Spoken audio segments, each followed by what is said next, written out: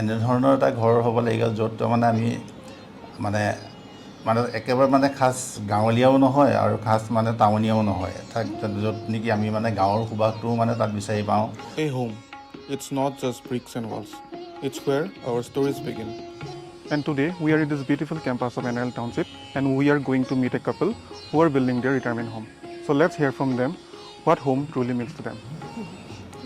মই মানে বিচাৰিছিলোঁ ঘৰখন এখন ধৰক মানুহৰ সপোনৰ ঘৰ থাকে নহয় জানো, সেই ঘৰখনত মানে মই গাঁৱলীয়া পৰিৱেশ এটাও প্ৰয়োজন হৈছিলে মোক। মই সেইটো কাৰণে ধুনীয়াকৈ ধৰক পাকঘৰ এটা, কেঁচা পাকঘৰ এটা, ঢেঁকী এটা এনেকৈ ভাবিছিলোঁ। আগফালে মোৰ গোঁসাই ঘৰ এভাগ থাকিব। সেইখিনিকে মই ভাবি তাৰমানে এখেতৰ লগত আলোচনা কৰি বা ল'ৰা ছোৱালী দুটাও আহি কৰিলে গোটেইকেইটাই আলোচনা কৰি মানে আমাৰ সপোনৰ ঘৰখন যেনেকুৱা হ'ব ঠিক তেনেকৈয়ে আমি ভাবি পেলাই বস্তুটো বনাইছোঁ।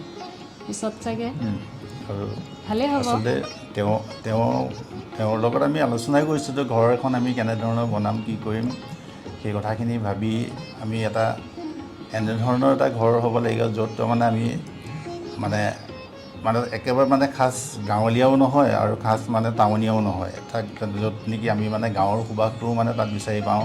সন্মুখৰ ফালে এখন ধৰি লওক মানে চোতাল থাকিব, পিছফালৰ এটা মানে ধৰি লওক এওঁৰ বিচৰাৰ দৰে এটা মানে পাকঘৰ, কেঁচা পাকঘৰ থাকিব, ঢেঁকী থাকিব য'ত তাত এটা মাটিৰ মানে চৌকা থাকিব মানে যাতে তাতে আমি মানে নিজৰ খোৱা খাদ্যখিনি তাতে মানে বনাব পাৰোঁ। তেনেকুৱা এটা মানে ভাৱ আমাৰ তেতিয়া আছিলে আৰু সেই অনুপাতে আমি ঘৰখন বনোৱাৰ পৰিকল্পনাটো কৰি ঠিক তেনেধৰণে মানে আমি কাম কৰিবলৈ আগবাঢ়িছিলোঁ।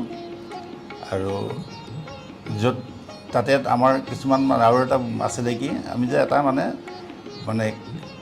ষ্টাডি ৰুম মানে আৰু এটা গেষ্ট ৰুমৰ লগত এটা ষ্টাডি ৰুম থাকিব, তাত মানে কিছু আমি মানে কিতাপ পত্ৰৰ মানে ব্যৱস্থা কৰিব পাৰিম, য'ত নেকি আমি মানে আজৰি সময়খিনিত মানে দুখন কিতাপ তাৰ পৰা উলিয়াই পঢ়িব পৰা মানে তেনেকুৱা এটা মানে আমাৰ মনৰ ভাৱ আছিলে। আৰু সেই অনুপাতে আমি তেনেধৰণৰ এটা পৰিকল্পনা কৰি মানে তেনেকুৱা ড্ৰয়িংটো আমি তেনেধৰণে মানে বনাই মানে ঘৰখন বনোৱাৰ এটা মানে সপোন পুহি ৰাখিছিলোঁ। আৰু সেই হয়তো আজি মানে আমি যিহেতুকে মই নুমলীগড়ত থাকোঁ, নুমলীগড়ৰ পৰা মানে যোৱাৰ পিছত আমাৰ থাকিবৰ কাৰণে এখন স্থায়ী ঘৰ লাগিব আৰু সেইটো সকলোৰে এটা সপোন থাকে মানে এখন নিজাকৈ বনাই লোৱা ঘৰ এখন পাবৰ কাৰণে। গতিকে যাতে আমি জীৱনৰ মানে অৱসৰ পিছৰ সময়খিনি যাতে এখন সুন্দৰ ঘৰত মানে আমি সকলোৱে মানে হাঁহি ধেমালিৰে বসবাস কৰিব পাৰোঁ, তাৰ এটা পৰিকল্পনা কৰি লৈছিলোঁ আমি।